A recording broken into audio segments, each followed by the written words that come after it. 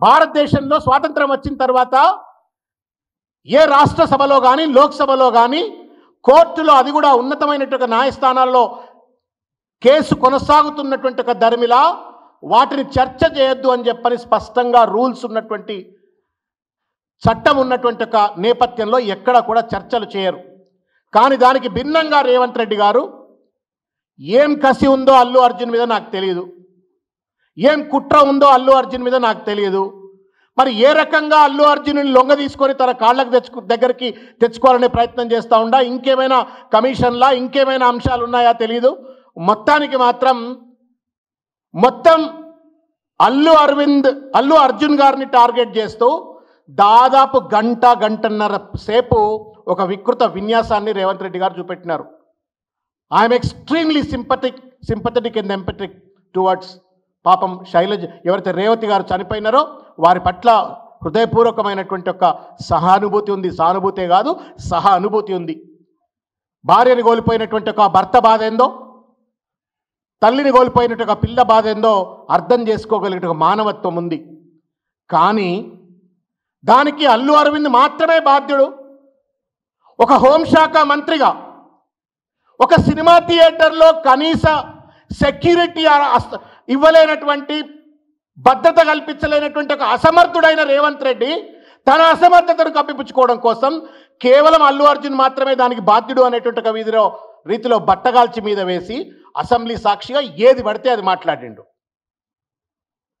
Freedom of expression ఉండొచ్చు కాక, but does not mean that you tarnish and you character assassinate other individuals. 2-3 ప్రశ్నలు. రేవంత్ రెడ్డి ముసలి కన్నీరు కాచినావు కదా, సంతోషం, కార్చినావు అసెంబ్లీ వేదికగా పాపం రేవతి గారి గురించి. మరి ఎందుకయ్యా ప్రభుత్వం నుండి ₹1 అయినా ఎక్స్గ్రేషియా ఇవ్వలే ఇంతవరకు? ₹1 అయినా ప్రభుత్వం నుండి ఎక్స్గ్రేషియా ఇవ్వడానికి మనసెందుకు రాట్లే రేవంత్ రెడ్డి? డ్రామాలా? పుష్ప 2లో అల్లు అర్జున్ ఏం డ్రామా చేసిండో కానీ అసెంబ్లీలో మాత్రం రేవంత్ రెడ్డి పిచ్చ డ్రామాలు చేసి పడేసిండు. దానికి తోడు ఆయన పేరు ఏం పేరు, అక్బరుద్దీన్, ఆయనను కూడా ఆ డ్రామాలో భాగం చేసుకున్నాడు. ఇద్దరు you scratch my back, I scratch your back అన్నట్టుగా ఇద్దరు కలిసి డ్రామాలు ఆడేటువంటి ఒక ప్రయత్నం చేసినారు. ఆయన అనగానే ఇంకో డ్రామా ఆర్టిస్టులు వేసిండు కోమటిరెడ్డి వెంకటరెడ్డి గారు. నేను ప్రతీక్ ఫౌండేషన్ ద్వారా 20 లక్షల రూపాయలు ఇస్తా అని చెప్పని అక్బరుద్దీన్ గుర్తు చేస్తే ఆయన బాధ్యత గుర్తొచ్చి ఇచ్చిండు. సరే ఇచ్చింది మంచిదే, పెద్ద కాంట్రాక్ట్లన్నీ ప్రభుత్వ కాంట్రాక్ట్లన్నీ చేసిండ్రు, వేల కోట్ల రూపాయలు సంపాదించిండ్రు, అదంతా ప్రజల సొమ్మే, ప్రజలకు చెందితే మంచిదే, నేను కాదంటలేను.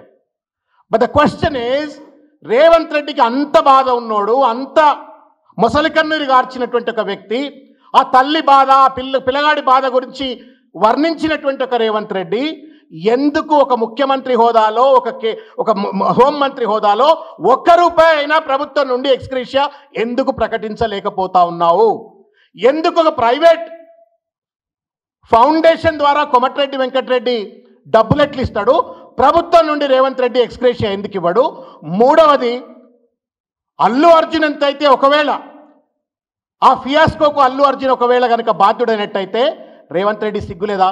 Are you not responsible? You tell me. మీరు చెప్పరు ఒక మాట, గుండె మీద చేయబెట్టుకోండి, పోదాంపా పెద్దమ్మ గుడి, నీ ఇంటి పక్కనే కదా, పెద్దమ్మ గుడి దగ్గర పోయి ప్రమాణం చేద్దాంపా. నీకు రేవతి చావులో నీ పాత్ర లేదా నాకు చెప్పు. If you'd have been an efficient home minister, నీ సిపికి, నీ డీసీపీకి, నీ ఏసీపీకి, నీ సిఐకి, నీ పోలీస్ వర్గానికి అవసరమైనటువంటి ఒక రీతిలో సెక్యూరిటీని డిప్లాయ్ చేసి ఉండేవాడివి. నువ్వు 29వ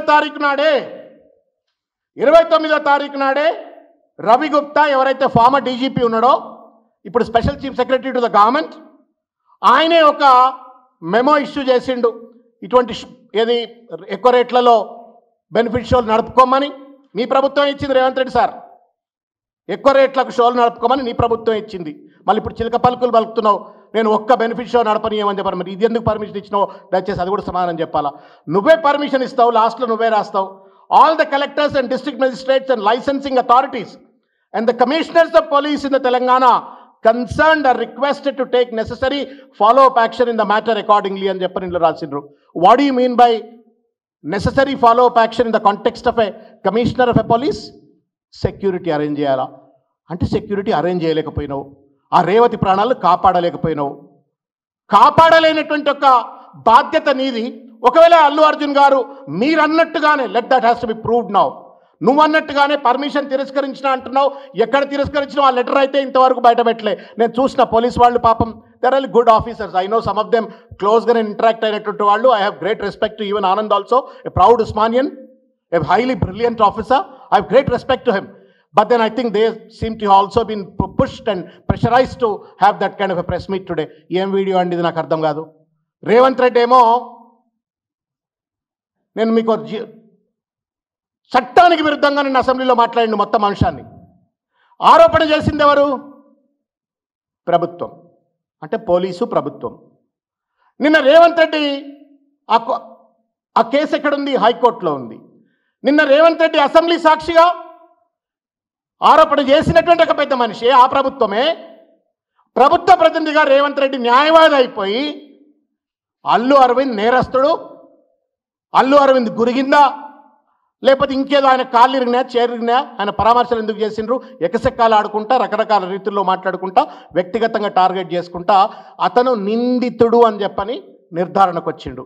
ఈ హక్కు ఎవరు ఇచ్చిండ్రు రేవంత్ రెడ్డి గారు? మీకు చెప్పండి. నువ్వేమైనా ప్రత్యేక రాజ్యాంగం నీకేమైనా వర్తిస్తుందా?